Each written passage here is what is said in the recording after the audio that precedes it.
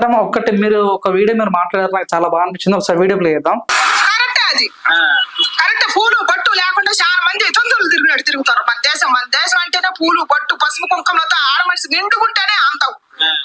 ఇంత పట్టు వెళ్ళి ఇంత పెట్టుకొని తిరిగితే అందం కాదు.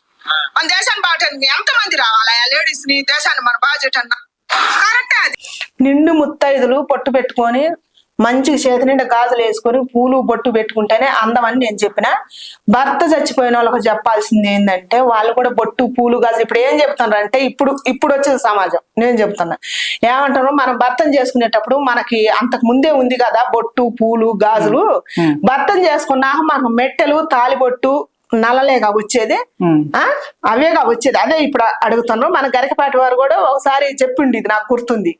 అయితే నేను చెప్పేది ఏంటంటే ఇది నా సొంత విషయం, మీకు నచ్చని నచ్చకపోని భర్త పోయి నాకు ఇవన్నీ తీసేయాలని మన సాంప్రదాయం మన పూర్వీకుల నుంచి ఎందుకు ఉందని అంటే, భర్త పోయినాక కూడా ఇదే ఏసమ్మేన ఉంటే చూసేవాడు వాడు చూసినా ఈడు చూసినా రెండో వాడు కన్ను పడకుండా ఉండాలని చెప్పి మనకు అవన్నీ తీసేసారు.